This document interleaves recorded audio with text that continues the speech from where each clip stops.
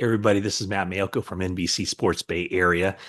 In addition to the 49ers updates that I provide almost on a daily basis and kind of give you timely information surrounding the team, also thought I'd sprinkle in some other things that are more timeless.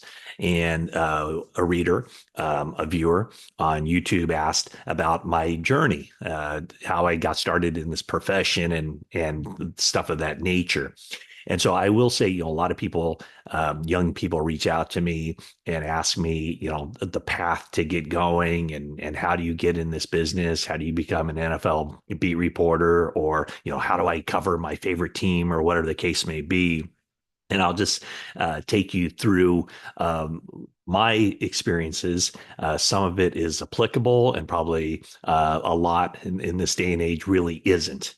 But first, this is brought to you by Canyon Club Brewery. It's a brewery, a restaurant, a beer garden, all in the family-friendly atmosphere in Moraga, right down the street from where I live. I'm a regular attendee. I frequent Canyon Club quite often, and I'm really excited because it'll be coming soon to the Livery in Danville, a really cool space they're building out there. So it should be open here in the coming weeks or month or whatever the case may be. And when it is open, I'm sure you'll hear about it from me. It's going to be certainly added to my go-to spots, Canyon Club Brewery. Okay, so how I got started. I think, like every kid, I wanted to be a professional athlete. My particular sport was baseball, and that's where I was focused. And it was pretty clear early on that I was a decent high school baseball player, but beyond that, no. I also always kind of enjoyed writing and reading. And so there was one time I was kind of, as you could probably imagine, I was a sports nut and grew up in a very small town. I grew up in, I was going to say Corning, if you know that, right on I-5, but I actually grew up in what I call jokingly as a suburb of Corning, Richfield. And so I went to an elementary school where we had 12 kids in my eighth grade class, kindergarten through eighth grade, all under one roof with four different classrooms. Okay, so one time, I think I was in seventh or maybe I was in eighth grade, and the seventh, eighth grade teacher and our flag football coach, Mr. John Steffen, asked me to write a story on our football game against, I think it was Capay Elementary. And so I wrote a brief story, submitted it to the Corning Daily Observer, and it got published. That was my first byline. And I was kind of hooked from there. And when I went to high school, Big Corning High, I reached out to the Red Bluff Daily News and asked if I could start writing stories on the high school football team. I didn't play football in high school. And so I became like a stringer or correspondent. And I did that for 4 years. Wrote a lot when I was in high school. And then I think there was one brief time after high school where I thought, maybe I'll try something else, maybe go, be a business major. And that probably lasted like, I don't know, a month. And then I was like, you know what? No, journalism is the way to go. And at that point, being a young guy going through high school, I'd already like developed some contacts and I knew some people in the industry. And at one point, one of those individuals, Mike Wolcott, who I knew from Corning, became a sports editor at the Eureka Times Standard. And he said, "Hey, why don't you come up here and go to school at Humboldt State, and you can work part-time for me at the paper covering sports." And so I thought, oh, that's a great idea. So I was able to go up to Humboldt State, which is now Cal Poly Humboldt, by the way. And I worked 30 hours a week, basically paid my way through college while writing and getting, editing and putting laying out the paper, doing all the things that you do in the real world. And so from there, I got a job in the Bay Area, and I've been in the Bay Area ever since. And I first started out at the Fremont Argus. I don't even know if it's still around. I don't think it is. And what I was doing was covering the local high schools, the community sports. And so I just really worked my way up the ladder, and I was there for 3 years or so. And then, and I at that point I had gotten to the point where I'd kind of moved up the chain a little bit, where I was covering, backup Giants and A's and 49ers and Sharks. Not too many Warriors games. I think I did one Warriors game. Also, the colleges, Cal and Stanford. And so from there, once the Raiders moved back from LA to Oakland, that created an opening. And so the person, Bill Soliday, who had been covering the 49ers, moved to the Raiders as part of the Oakland Tribune. And that got me in the door covering the 49ers full time year round. And so that's why, or that's how I've been covering the San Francisco 49ers since 1995. Yeah, the Raiders moved back in 95, their first season. And so my first year full time covering the 49ers was 1995. But for the 3 years previous to that, I was back up and I was going out to home games and doing sidebars for the Oakland Tribune. So from the Oakland Tribune, I went to the Contra Costa Times. From there, I went to the Santa Rosa Press Democrat. And then in 2010, I was hired by NBC Sports Bay Area, and that's where I've been since then. So it started off newspapers, writing, and then it went into I do some radio, TV with NBC Sports Bay Area, and then podcasting. So and now social media. So the job has really evolved through the years, and one of the things there's I guess you should know your strengths and weaknesses when you get in this business. And I don't think I'm a great writer. I think I'm a good writer. I do enjoy, kind of the longer form stories, but I also find them exhausting to do. I did, let's see, recently, 2019, I did a huge piece on Nick Bosa before the 49ers drafted him, and also Josh Allen, the defensive end that the Jacksonville Jaguars I ended up selecting several months before the draft. I kind of tried to focus in on who might the 49ers take at number 2 in that draft. And so put a lot of effort into those stories. I do like those deep dive pieces. When Richard Sherman was with the 49ers, he set me up to go to Compton for a day and kind of check out, his upbringing and everything else. So that was a really cool experience to be able to like really take a deep dive into somebody's life. And now the way this is with the websites and journalism and everything else, I do fewer and fewer of those pieces, which I do miss. Now it's just, crank something out quickly, get it up on the web, and, try to get as much traffic to your site. I never have compromised, like, oh, let's just go this crazy angle and, write something that'll generate clicks. I just try to stay true to the journalism background that I have, going to journalism school and learning from some really great professors at Humboldt State. You learn about ethics and accountability and fairness and accuracy and all of that. And so those are kind of the principles that I try to uphold. I know, I can't be perfect. I'm sure there are times where, there have been stuff that if I had it to do over again, I wouldn't do it over again. But you learn from those and you move on.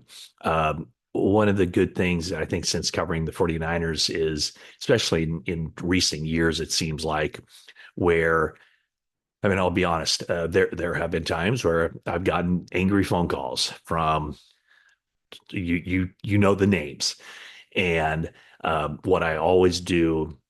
Well, the first thing is I'm always appreciative when I get an angry phone call because I feel like the lines of communication are open between me and the people I cover, and then we're able to kind of sit down and talk about it, and I hear their side and why they didn't like something that I wrote or said, and then I'll present like what I say, and I try to always keep it professional and calm. And I will say this: I mean, more times than not, I will come out of those and say, you know what? Um, I understand what you're saying, but I don't think I'd do anything differently. Um, and here's why. And so, there was a time where, a general manager called me up and was very upset. And I really appreciated this part. He said, I just wanted to call you and air this out because I didn't want there to be awkwardness the next time I see you. And I thought that was a really cool gesture. There was also a time where, after the fact, I said, you know what, I understand. And if I had to do over again, I would do it this way instead of the way I did it. So, at this age, I'm still learning. There's always room to get better. But we're always trying new things at NBC Sports Bay Area. This year we added a live streaming show 2 times a week that presents its own challenges. But it's not playing major league sports, like my goal as a kid. But what I like about it is just you're on the inside as far as you're learning stuff and you're thinking from a sports fan's mentality of what would interest me, what would I want to know, and those are the questions I ask. And so the question always is presented to me, are you a fan of the 49ers? And my answer to that is no. I realize that through this job, there might be and often is stuff that I will report that is not in the best interest of the team. And so, I really separate the fandom, from the work environment. Now, I can be a fan of other sports and other teams. And so that's what I still kind of latch onto. But I totally respect and understand, where fans are coming from. I love meeting 49ers fans, both at Levi Stadium and across the country. Every road trip we take, we run into 49ers fans, and it's a really cool experience. And so, my pledge is always, I'm not up there. I'm not rooting. I don't have the pom poms on. There are certain individuals you come across in reporting on the team that you genuinely like and care for, and you like to see good things happen to them. But at the end of the day, when I'm writing a story, I'm focused on my job, and so I really don't have the time, or energy to root for something to happen because I realize that it doesn't matter what I'm hoping for happens. It's going to happen, and I have to be able to adjust because every game I go to, I have to have a story written and basically completed at or before the game ends. I tell this story about fandom. So I grew up a San Francisco Giants fan, big baseball fan. And one of the first years on the job here, I was covering backup, meaning the main beat reporter, John Shea, had just come off a road trip. And so he needed a night off. So I covered this San Francisco Giants versus LA Dodgers baseball game. And so if you're a San Francisco Giants fan, you know what the thoughts are on the LA Dodgers. Well, this particular game, it was a night game at Candlestick Park, and the Dodgers were crushing the Giants like 8-0.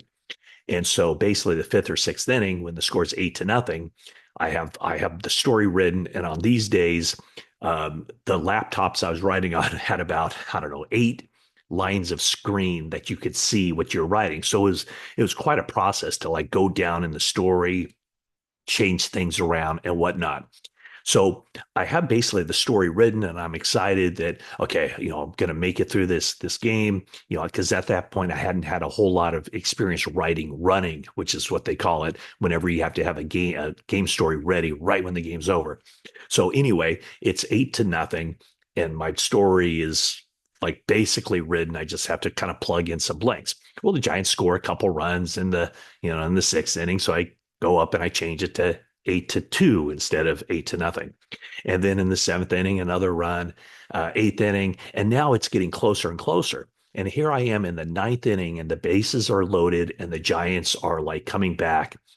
And I'm sitting here panicked because if the Giants come back and win this game, I am really messed up because I won't be able, I have to file my story. I won't be able to go down to the locker room or the clubhouse and get quotes for the follow up story. And so I'm sitting here at my laptop, kind of numb and going, come on, Dodgers, you have to win this game or else I am screwed. and the Dodgers won like an inning or a game inning double play. And I'm like, whew, okay. And I forget what the final score was. Let's just say it was 8-5. And I sent in my story and I'm like so relieved that the Dodgers beat the Giants. And send in the story, go downstairs, get some quotes, rewrite for the later editions of the newspaper. And so my job was complete. I did a great job. Whatever. Maybe I didn't do a great job, but in my mind, I did an acceptable job. As I'm driving home, I'm thinking to myself, oh my goodness, what has my life come to? I just was rooting for the Dodgers to beat the Giants. I will never tell my dad about this or any person in my family about this. And I knew right then and there that you can't be a fan and do this job. Um, my passion was always baseball. And I always thought, oh, hey, I want to be a baseball beat reporter. I want to travel. I want to be in spring training in Arizona for 6 weeks. I want to travel and cover 162 games and all of that. And I'm glad it didn't work out that way because I can kind of remain being a fan on the baseball side, but also covering the NFL does allow me to have kind of a normal life. I get up in the morning, I go to work in Santa Clara on those days where there's a practice going on or where I'm needed in Santa Clara to do something, and then I'm home, basically by dinner. And it's kind of a normal kind of routine that you get into during the season. And then even the travel, it's not that bad.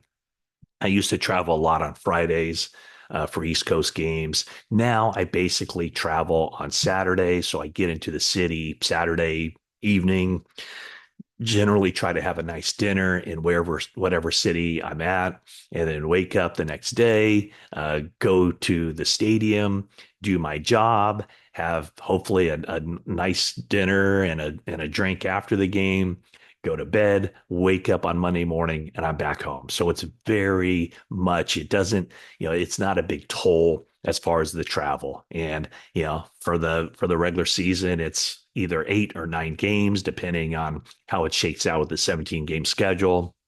Couple of travel trips during the preseason. There's also the combine and the owners meeting. So all in all, covering the NFL has been great for me. A lot of fun generally, although the business has changed. Maybe I'll talk about that on a future YouTube. But that's kind of my journey of how I worked my way up, I guess, from covering a Richfield Elementary game in which I covered to now 30 years, 30 seasons, wow, of covering the San Francisco 49ers. Thanks for watching. If you haven't subscribed, please subscribe. There's any questions you have or other topics you'd like me to address on a future video, please let me know in the comments section and like this and all the above. And well, that's it for now.